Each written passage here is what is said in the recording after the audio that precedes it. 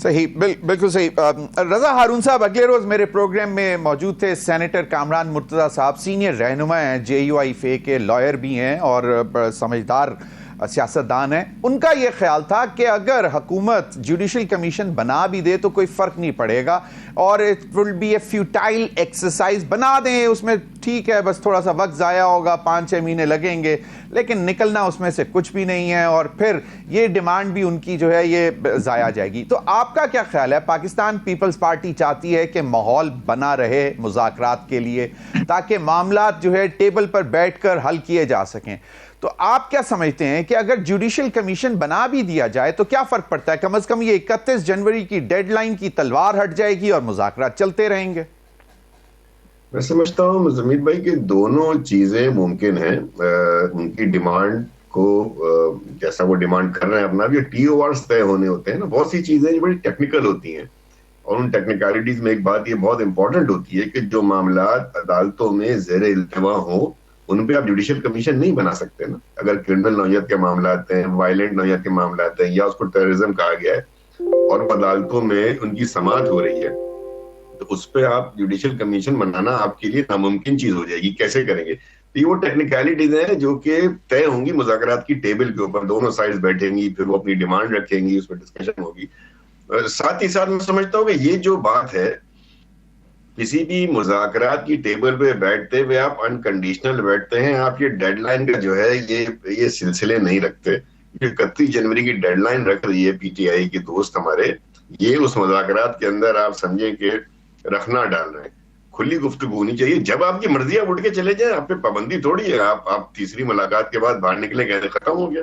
लेकिन डेडलाइन देख के अपने आप को फिक्स कर देने वाली बात है। जबकि मैं समझता हूँ इस मुज़ाकरात की खबर से, मुज़ाकरात के 2 राउंड से मुल्क में एक अच्छी फिजा गई है, एक अच्छा आउटलुक गया है, लोगों ने इसको पसंद किया है।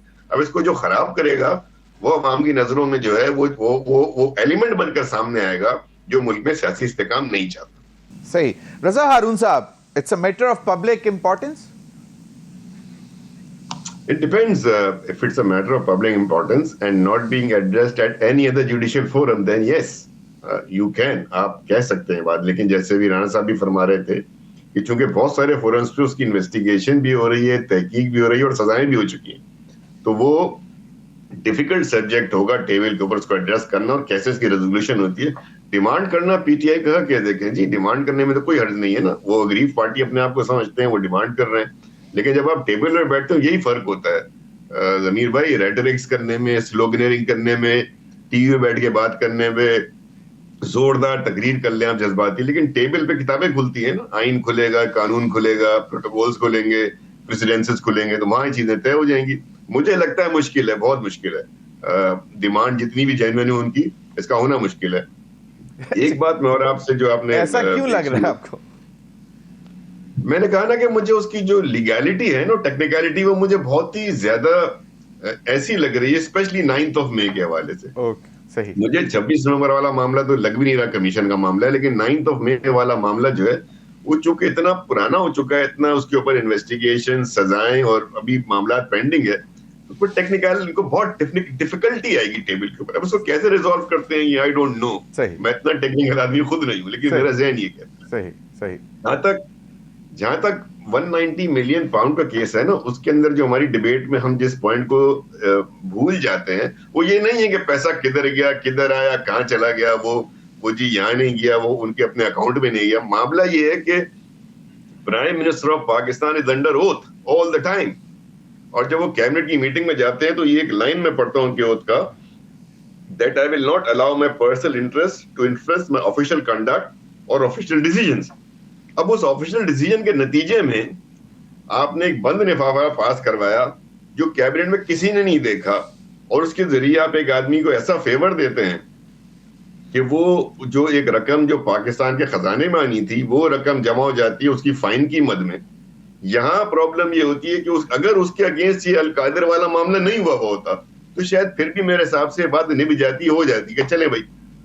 लेकिन चूंकि आपने एक बदले में फेवर ले लिया, अब आपने मॉनेटरी बेनिफिट लिया नहीं लिया, ट्रस्ट बनवाया, जो भी किया, अब उसके ऊपर अगर आप पहले फेज में ही अपनी गलती को मान के इसको खुद ही रेक्टिफाई कर दे तो बेहतर होता है। लेकिन चूंकि आपने वो अंदाज अपनाया कि उजर गुना बदतरस गुना हो गया, अब इसमें डिफेंसिव पोजीशन प्राइम मिनिस्टर, ये द प्राइम मिनिस्टर, मैं समझता हूं कि बानी पीटीआई की बहुत मुश्किल है सिर्फ इस कॉन्डक्ट पे कि आपने अपनी ऑफिशियल कैपेसिटी को, ऑफिशियल अथॉरिटी को नेपोटिज्म, ब्राइबरी और फेवरेटिज्म के लिए इस्तेमाल किया। बैरिस्टर साहब, मैं आपकी तरफ वापस आता हूं। मैं चाह रहा हूं कि रजा हारून साहब कुछ इसमें ऐड करना चाह रहे हैं। रजा हारून साहब, आप इससे पहले कि ऐड करें, आज फैसल वाडा साहब ने ये भी बात की कि भाई अल्टीमेटली दस्तखत तो आपने किए हैं, इसलिए अब ये बातें कोई मानी नहीं रखती कि किसके कहने पे किया, कैबिनेट ने किया नहीं किया। अल्टीमेटली आई अंडरस्टैंड कि कैबिनेट की जो है वो एक कंबाइंड रिस्पॉन्सिबिलिटी होती है, but as the head of the cabinet prime minister is responsible. जी रजा हारून भाई, आप कुछ ऐड करना चाहते हैं? कैबिनेट की तारीफ बिल्कुल सही बताई है उमर भाई ने कि cabinet is everybody, but everybody enjoys their position at the behest authority of the prime minister. Her minister जो है वो प्राइम मिनिस्टर की पावर एक्सरसाइज कर रहा होता है अपनी अपनी मिनिस्ट्री के अंदर, उसकी अपनी कोई वैसी नहीं होती जब तक प्राइम मिनिस्टर उसको नॉमिनेट और अपॉइंट ना करे। तो बहरहाल buck stop with the prime minister. दूसरी बात जो मैं करना चाहता, देखें जो मैंने कहा ना कि अगर ये वो अल-कादिर वाला मामला नहीं करते ना, इनके एडवाइजर गलत मिले हैं। मैं बानी को भी समझता हूँ कि शायद उनको भी ना पता उनके साथ हाथ क्या हो गया। तो मेरे भाई दिल में मान देंगे इस बात को। देखिए पहले आपने उसमें क्या किया, पहले आपने और बाबा रहमान को ट्रस्टी बनाया, ऐसा ही हुआ है ना। सही। आपने जमीन वगैरह उनके नाम से ली, ट्रस्टी वो थे। फिर आपने वो ट्रस्टीशिप जो है वो कन्वीनियंटली शिफ्ट करी बानी और उनकी अहलिया के नाम। यानी कि इनके जो मुशीर थे ना, उन्होंने इस बात को इंश्योर करवा दिया कि सिवाय पीटीआई कैबिनेट के आसपास इमरान खान के दाएं बाएं के लोगों को इसमें रख करके उन्होंने इस बात को इंश्योर करा दिया कि ट्रांजैक्शन यही है कि आपने उधर फेवर दिया, उनको अपनी रकम एडजस्ट करने दी फाइन में, यहाँ फेवर रिटर्न हुआ इस तरीके से कि जाहिर है आप पैसे तो नहीं ले सकते थे ना, पता नहीं अल्लाह वालम लोग। तो ये जो उजर गुना बदतरस गुना वाली बात हो गई है ना, ये है प्रॉब्लम। एक तो misuse of power and authority and going against your oath, दूसरा ये फेवर जो सामने नजर आ रहा है ना, जमीन है ना, जमीन तो नहीं छुपा सकते आप। तो ये मैं समझता हूं, मैं इसमें आज भी ये कहने को तैयार हूं कि हो सकता है बानी को पता भी ना हो कि उनके साथ ये हाथ क्या हो रहा है। सही। जिस